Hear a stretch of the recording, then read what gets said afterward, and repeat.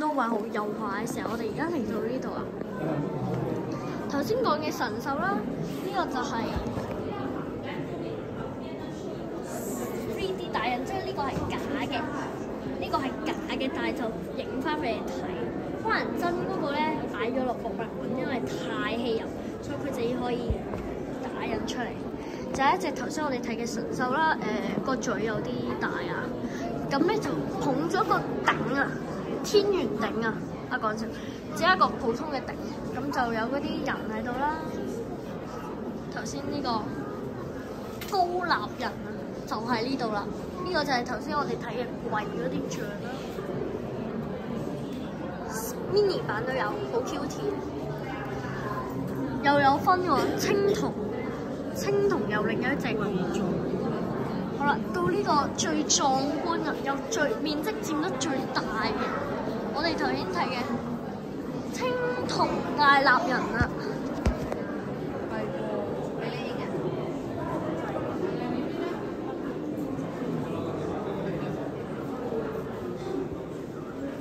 即係唔係真嘅，但係我哋都可以睇下，將個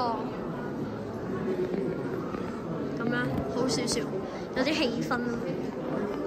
咁就好似揸住啲嘢啦，真係超高喎佢，起碼有2米，係咪咧？2米咯，起碼。哇！到呢個應該係啦，最高啊！上面仲吹住個 saxophone 添，大家睇咪啦？吹住支 saxophone。好啦，佢就係、都係 3D 打印嚟，銅鳥捉神像。首先有個銅啦，有個野獸啦，有個杯啦，上面有條龍啦，再有個人，再上面有啲唔知機關，有個人咧吹住支 saxophone， 總之就係好精緻啊！哇！點解佢個屁股咁大？哇！呢個就係佢個手勢有啲不良好，都係算。希望佢唔好舉咗一個有啲不禮貌。OK， 算啦，唔好理啦。呢個青銅象立人像啊！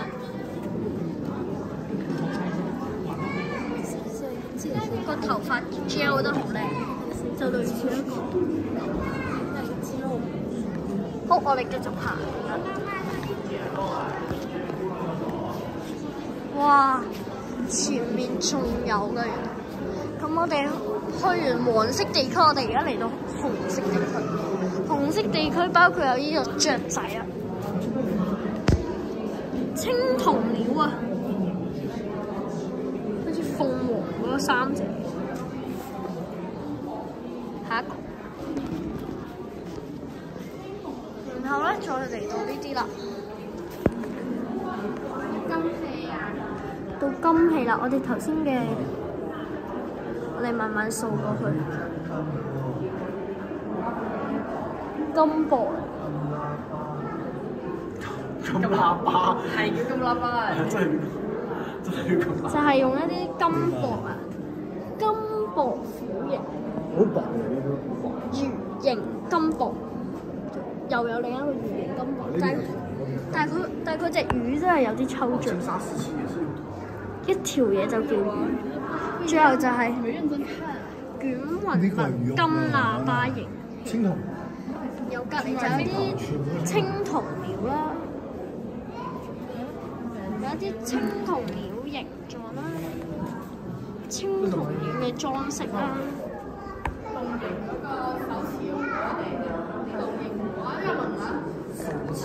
慢慢掃過去啦，俾大家睇。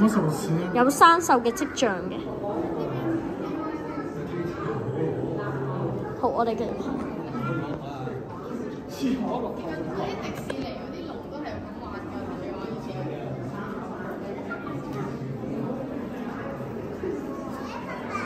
太陽紋就係呢個標誌啦。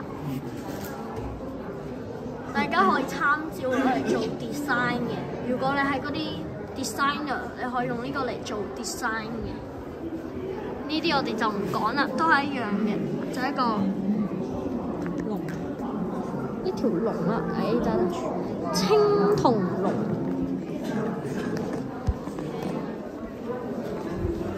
哇！前面嗰度仲有個巨人用嘅車胎。原來呢個就係嗰個青銅太陽型係啦，揸緊。好啦，我哋嚟到最後嘅尾聲啦。咁其他嗰啲我哋就唔講啦，去到最後嘅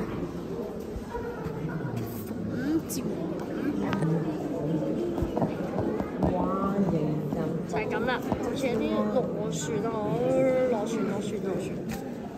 好啦，我哋。仲有呢個可以睇，象徵一個生命自由啦、團結、美好嘅向往。呢個就係一個生命嘅永恆，象徵光明啦。然後到佢隔離呢個咧，就係象徵住一個性格啦、團結要包容啦。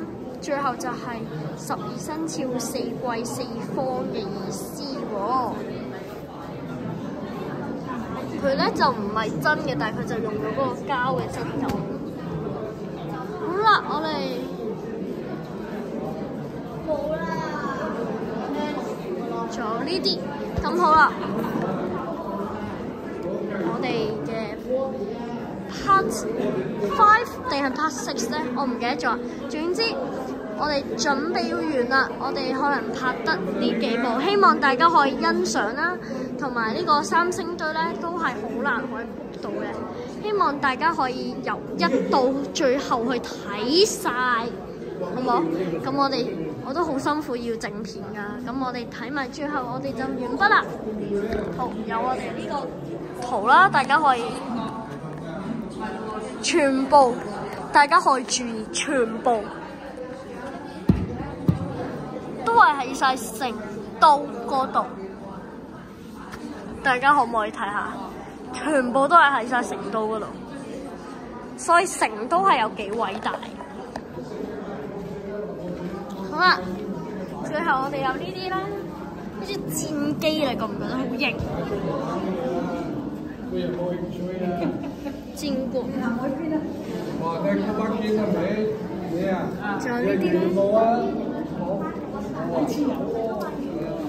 好啦，我哋嚟到最後嘅呢啲。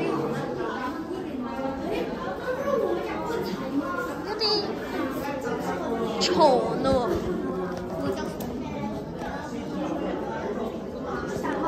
就真係好似啲皇帝嗰啲坐嗰啲。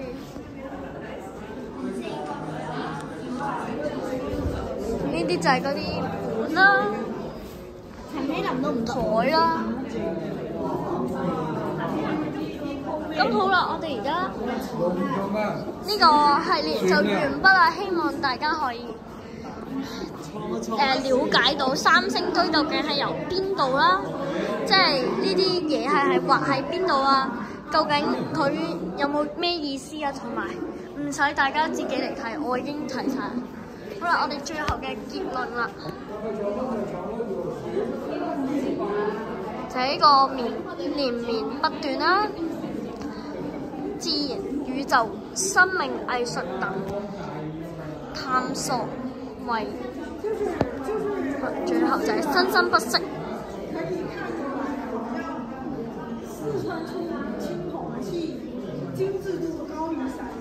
好啦，咁我哋今次嘅三星堆系列，三星堆與金沙，咁我哋就完畢啦。好，我哋聽日嘅香港之旅再見啦，拜拜。